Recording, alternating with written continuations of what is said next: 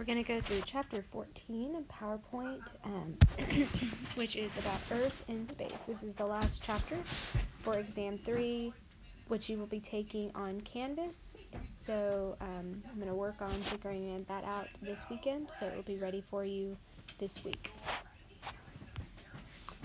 So without a doubt, we know that the Earth is round. We know this because we can see other planets are round, our moon is round. Most things in the sky are going to be spherical objects. Now, during the 5th and 6th centuries BC, the ancient Greeks decided that the Earth must be round because of the following 4 reasons. So philosophically, they considered the sphere to be the perfect shape.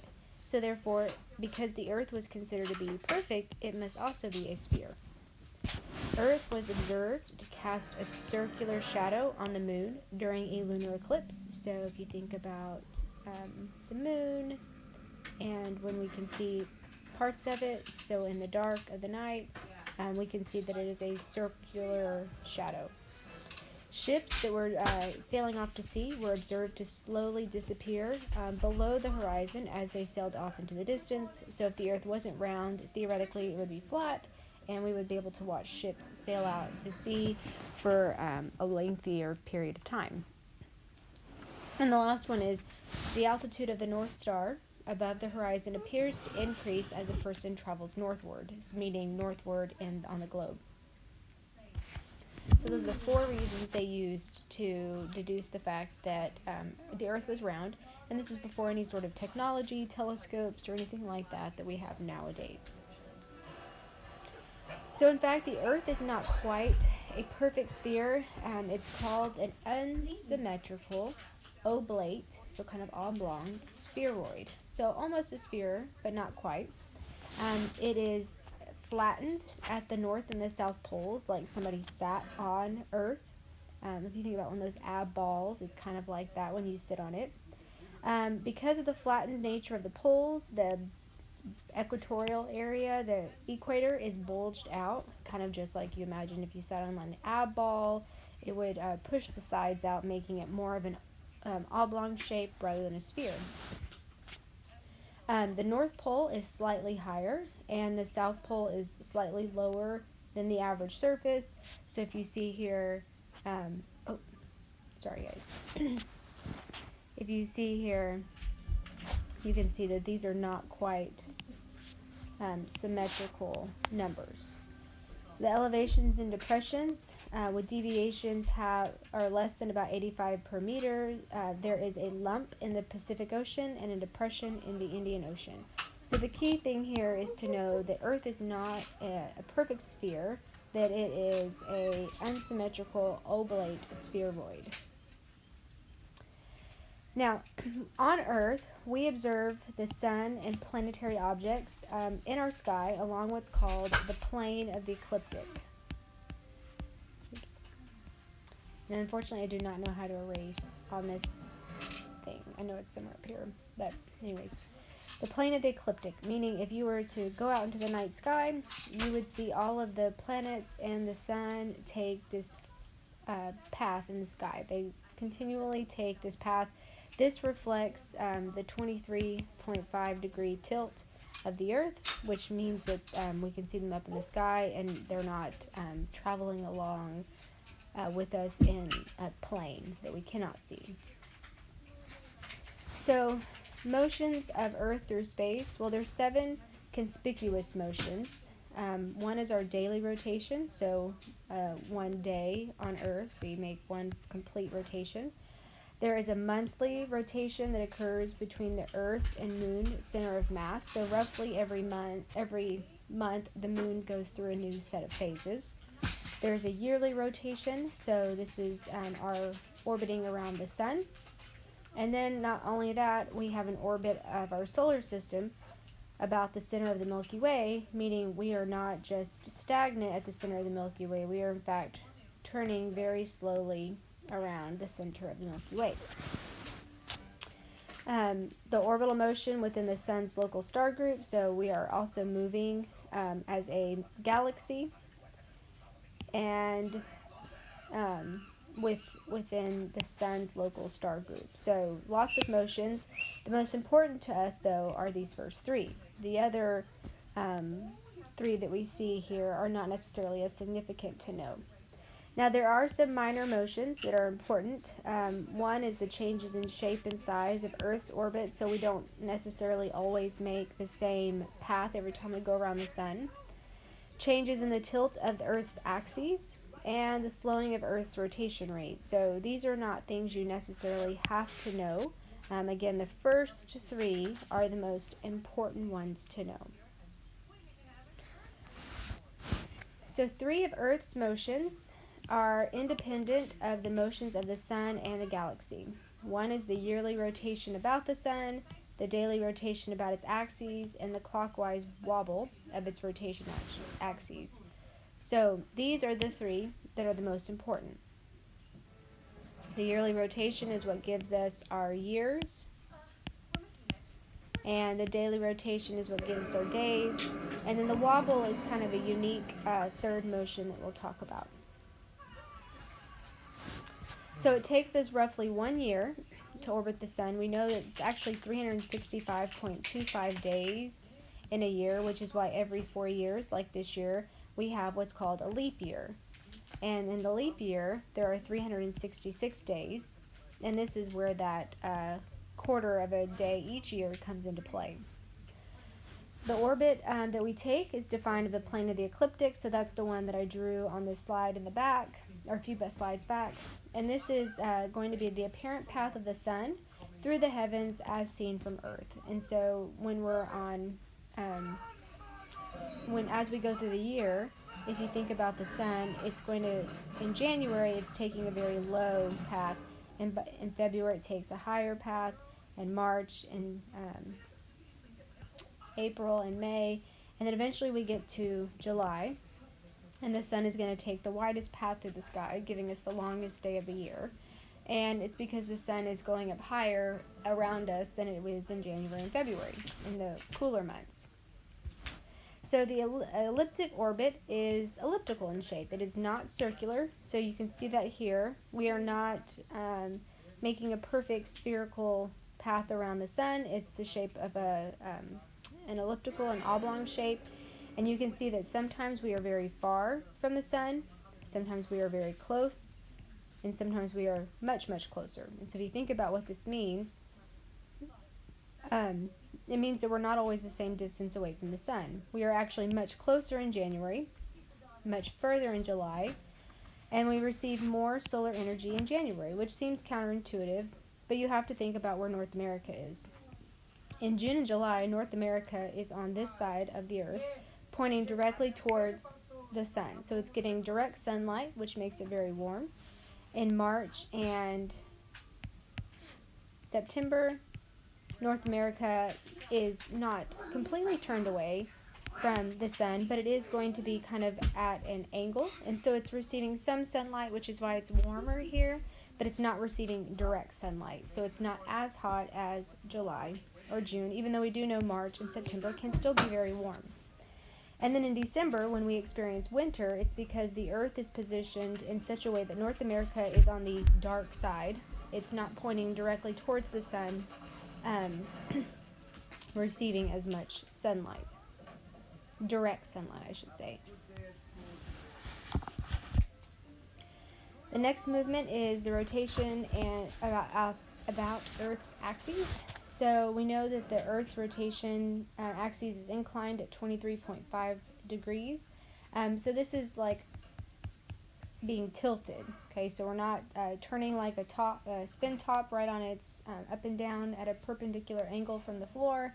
We are tilted 23.5 degrees off of that perfect straight up and down. But what the 23.5 degrees tilt gives us are seasons, which are important to agriculture, and a lot of other things.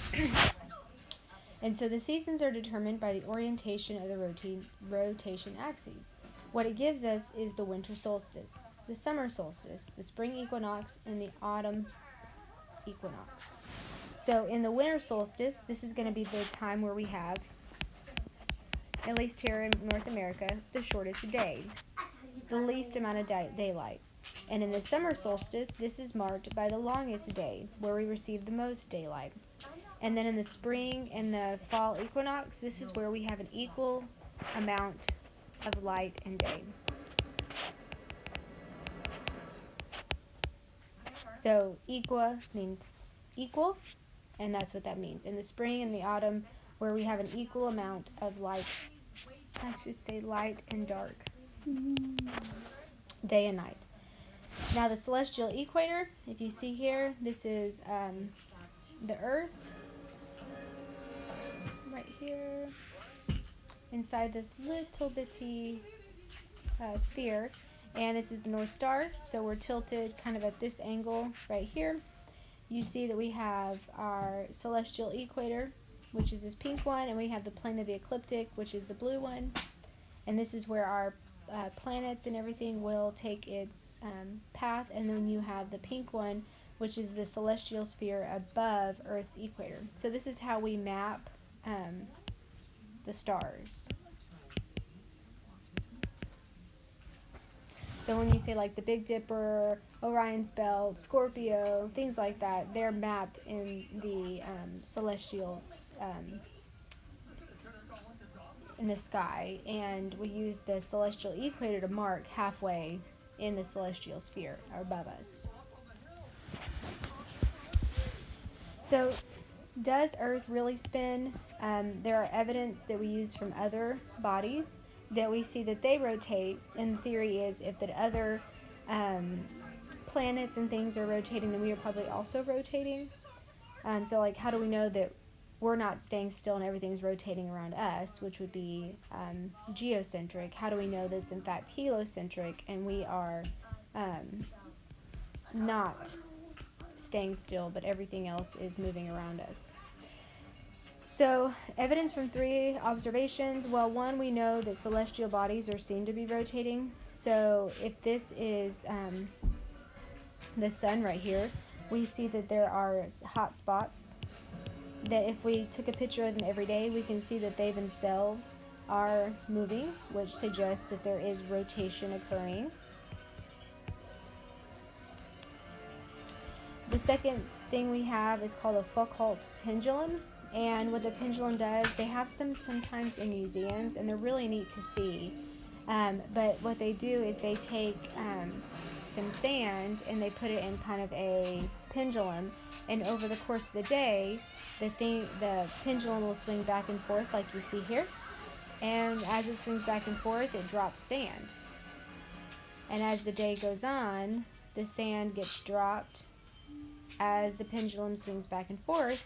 And what this suggests is that the Earth must be rotating, otherwise the pendulum would just swing back and forth, back and forth, back and forth, back and forth.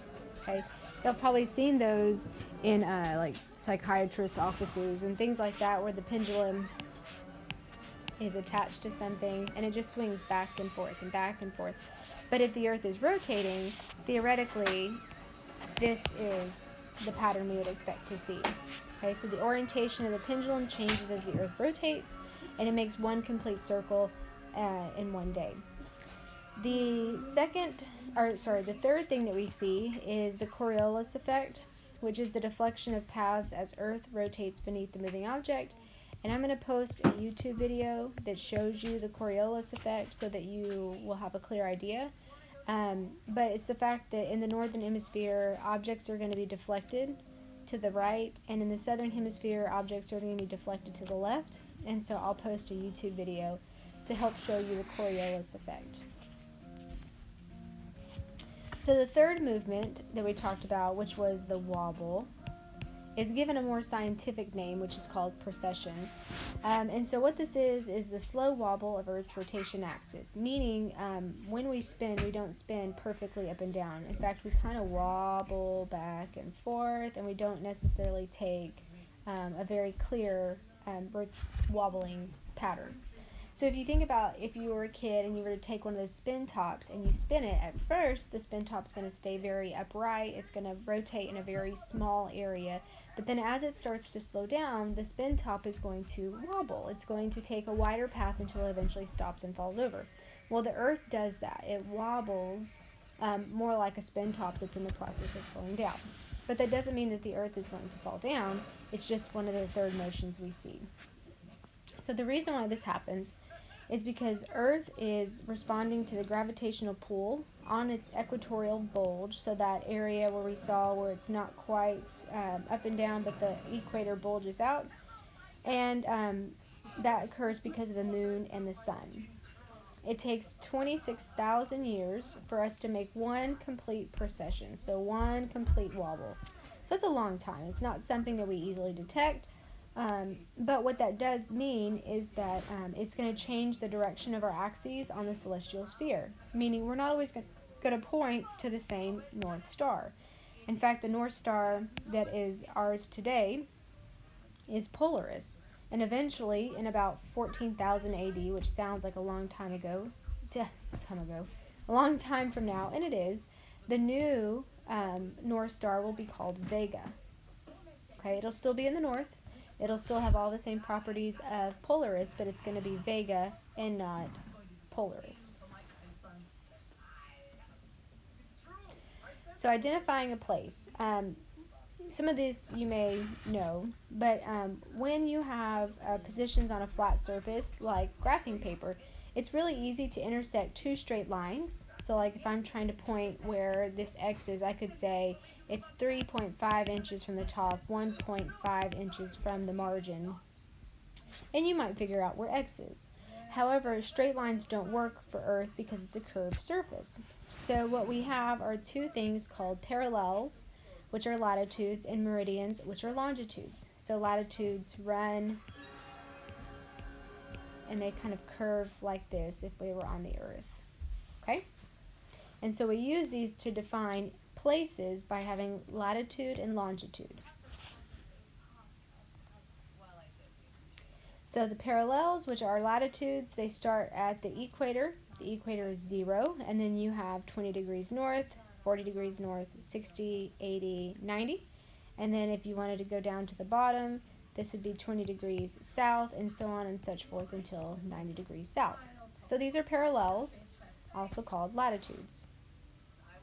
So if we're sitting here on the surface of Earth, we can use the latitudes to say this star up here, 60 degrees northern latitude. Longitudes, which are our meridians, run from north to south, and they are going to be 20, 40, 60, all the way around to over here, this would be 180, and then it starts back over and goes all the way back down till you get to 0. So they're cut into 20-degree marks all the way around, and you can see here if this is 0, 180, 120, 90, and then you would have the rest of them over here. Now, there's a special unique one, and that's at 0 degrees longitude. This is called the prime meridian.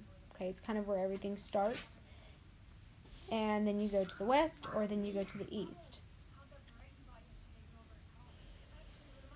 So, there are some other important location markers, which are called the Arctic Circle, the Antarctic Circle, the Tropic of Capricorn, the Tropic of Cancer, and the equator.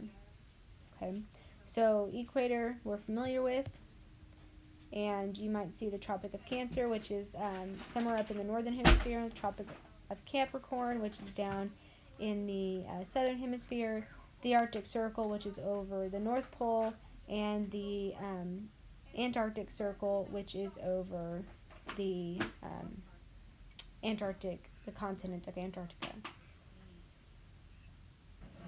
Okay. So Marshall, Texas, here we are at 32 degrees north latitude, 94 degrees west longitude. Okay, so that tells us the longitude here and the latitude here. My lines are just a little off, and I don't know how to erase them, so. Alright, so daily time. We have a couple of different ways that we keep daily time. Ours comes from the Earth-Sun motion. This is viewed from above the North Pole, and we know that the Earth revolves counterclockwise about the Sun and rotates in the same direction. So we rotate counterclockwise on our axes, and we also make a counterclockwise direction around the sun. Now on Earth, what this means is the sun is going to rise in the east, and it's going to set in the west. So each morning when you wake up, the sun is going to rise in the east and set in the west. Okay, so that's an important thing to make sure that you know.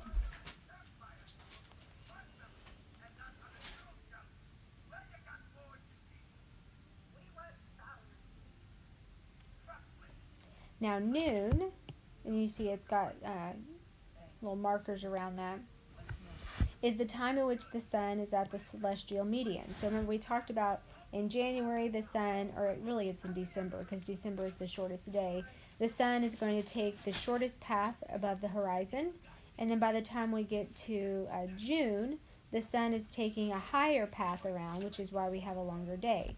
But if you went out and you marked the position of the sun every day at noon, eventually you would see that the sun is going to travel higher and higher and higher and higher until it reaches its highest point in June, and then it's going to go lower, lower, lower, and lower.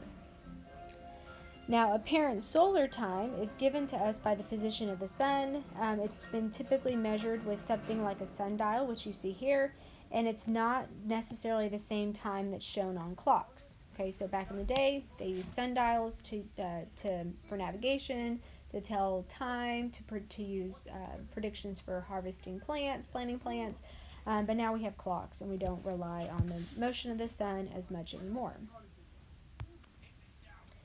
Alright, so standard time zones.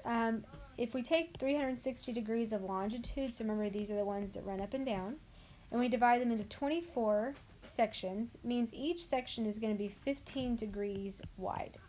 Okay, so it's kind of like chopping up the earth into wedges. Now we adjust these for local consistency, meaning if one falls, like for example, this is one of the time zones. And it's not just a straight up and down line because, this is the international date line. I'm sorry, looking at the wrong one. Here's the one. So if you look at one of these lines right here, you can see that the line's not straight up and down, right? So it's following the borders of some of the states, but also they may adjust them if it's running through a city, or one city wants to be in one time zone over the other. Okay, so it's a little tricky. But you have Pacific, Mountain, Central, which is ours, and then Eastern. So daylight savings time, we actually just had daylight savings time the weekend of spring break, the first one, and so we sprung forward, which means moved our clocks ahead. This typically always happens in March, and then in the fall we fall back, turn our clocks back 1 hour so that we have 1 extra hour of sunlight during summer evenings. So you may notice that the sunlight was getting longer, but it was also not getting daylight as quickly, so it's not uncommon. And then we have the international dateline, which is the one I drew up here, which is the 180 degrees meridian and designated to correlate days within the 24-hour time zone. So the international dateline runs through Greenwich, England. Okay. Phases of the moon result from the changing relative positions of three things: the Earth, the Sun, and the Moon. So it's the relationship between the three. You can see we're going to have a new moon, a full moon, a first quarter, and a last quarter. And these are as seen from Earth. So here's the sun over here, and as the moon travels around Earth, it's going to have a different sunlight, meaning we're going to have a shadow. We see only a fraction, we see all of it, or we see only a fraction. The part that's true is we always have the same side pointing towards Earth, which is weird to think about, but it's true. Right? We've never seen the quote-unquote dark side of the moon. Alright, so eclipses. Eclipses are a pretty neat phenomenon. We know that they played a significant role back in ancient civilizations because they really just didn't understand what was happening when there would be an eclipse, so they were considered to be kind of very special, rare events. We know now more what they are, but we still do typically make a big deal out of solar eclipses because they don't happen every day. So a solar eclipse is going to be where the tip of the umbra, which we see here, umbra, from the moon, touches Earth. And then we have the annular eclipse when the umbra doesn't reach Earth, but essentially what a solar eclipse arises from is the sun and the moon and the Earth being so perfectly lined up that all of the sunlight is basically blocked by the moon, so that when we are on Earth, look up to see it, we see no sunlight because all of the sunlight is hidden behind the moon. Okay, this is one of the only times where it's safe to look up at the sun because the majority of the rays are being blocked by the moon. So we had a solar eclipse, I think, just 2 years ago at ETBU, where we could see it, and not every solar eclipse is visible everywhere. It has to be in your area at the time that they cross, which makes them kind of a rare event. Now, a lunar eclipse is going to be where the sun and the Earth and the moon are aligned this such way, so that all the light coming from the sun is going to be blocked by Earth, and the moon is going to appear to go dark. Okay, so it's kind of the opposite. We're moving the Earth and the moon, but these are going to be more likely to occur. And the reason why is because the Earth and the sun, their sizes are still much closer. Well, the sun is bigger than everything, but if you think about the relationship between the sun and Earth and how hard it is to block out all of the sunlight, well, the Earth has an easier time of doing that because it is larger than the moon. Whereas the moon, being smaller, has a harder time blocking out all of the sunlight. They have to be perfectly lined up in a straight row, and then they also have to be perfectly lined up distance-wise from each other. So very difficult to observe them. So this is the end of chapter 14. Make sure that you're filling in your notes, and this is the last chapter for exam 3, which is the test you'll take on Canvas.